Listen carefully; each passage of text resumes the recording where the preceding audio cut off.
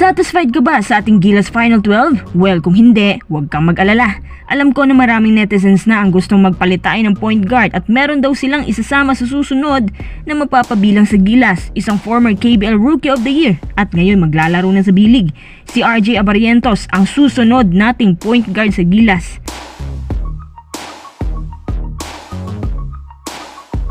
Pangalawang update natin, Coach Yeng may panawagan sa PBA na dapat mag-training daw tayo sa ibang bansa at pinaringgan din niya ang PBA na iwan na raw tayo.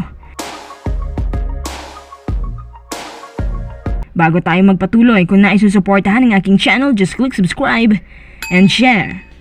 Alam niyo mga kuys, napakaraming komento sa social media yung tungkol sa ating Gilas Final 12. Actually, may dalawang tao pa ang pinag-uusapan na dapat wala daw dyan sa lineup. Una si Kiefer Avena. At dahil sa tumataas na demand ng mga tao sa point guard, may narinig akong balita mula sa loob na mukhang papalitan na raw ng Gilas ang kanilang point guard sa susunod na paghahanda sa malalaking tournaments, especially sa World Cup. Maraming tao ang matutuwa nito.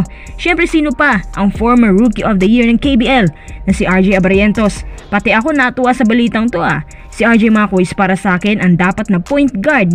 Well, in the first place, dapat nga nun pa natin sinamang point guard na to. Bakit? Abay dun pa lang sa pinakita ng performance nung si Coach Tab Balwin ang humawak sa kanila sa Gilas, napakagaling po ng performance niya. Ang galing gumawa ng play, napaka-scorer at higit sa lahat, napakagaling pumasa. Talagang ang hanep ng kanyang blind pass eh. Kahit sa performance po niya sa KBL, mapapainda ka talaga kasi iba siya eh. Athletic din. Para sa akin siya dapat ang ating point guard sa World Cup. Sabihin na lang nating maliit. O naman maliit siya, pero sa KBL, maliliit ba ang mga kalaban nila? Hindi, di ba? Ang ibig kong sabihin, kahit maliit siya, pero malaki naman ang capabilities niya. Hindi mo rin yan mapag-iiwanan when it comes to defense. Napaka-solid kung dumepensa niyan at mataas ang average niya sa steals. Manang-mana talaga sa kanya uncle. Kapag tinuloy ng Gilas ang planong to, maraming Gilas fans ang mapapasaya nila at syempre ang isang player din na nirereklamo nila ay si RR Pugoy. Ito yung sinasabi ko na diba akala natin ikakat din ni Coach Chot kasi bukod sa hindi consistent, hindi na rin masyadong effective. Pero sabi ng iba, malapit daw kasi ito kay Coach Chot. Si Pugoy ay kinukuha ng Gilas sa loob ng maraming taon at naniniwala ako na dapat magpahinga na siguro siya sa Gilas duties niya kasi lumilipas na rin ang kanyang prime days.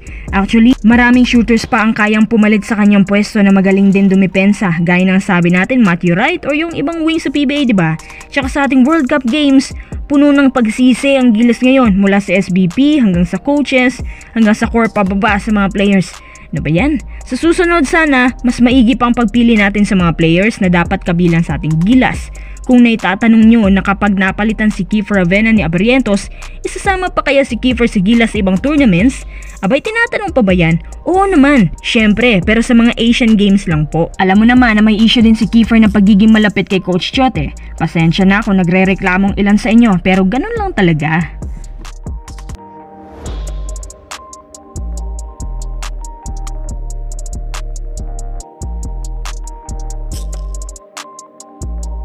Pangalawang update natin, Coach Yeng Yao may panawagan po sa PBA. Pinaringgan din niya si Kume tungkol sa team expansion at dapat magsagawa daw tayo ng training sa iba't ibang bansa. Kasi iwan na raw tayo. Sa katunayan, ang daming sumang-ayon. Ayon kay Coach Yeng, dapat daw ang mga coaches mag-training sa ibang bansa.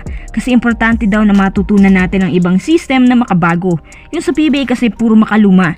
Sinabi din niya na dapat magkaroon man lang ng team expansion na hindi pang farm team. Kasi kapag pang farm team, magiging ganun pa rin na resulta ng lahat ng kalakaran, mandurukot at may magpapadukot. Tsaka ito kung wala tayong tiwala sa PBA coaches, bakit hindi na lang daw mag-hire ng coaches sa ibang bansa? Tingnan mo yung ginawa ng Converge. Di ba kinuha nila si Coach Raiko bilang consultant ata yun? Dahil si Coach Raiko, maraming kasanayan sa international games at modern system na pwedeng i-adapt ng Converge. At ito rin ang gustong mangyari ni Coach Aldin Ayo. Grabe yung galawan ng Converge ngayon Yung alam mo talaga na willing silang makipagkompetensya sa ilang malalaking team sa PBA.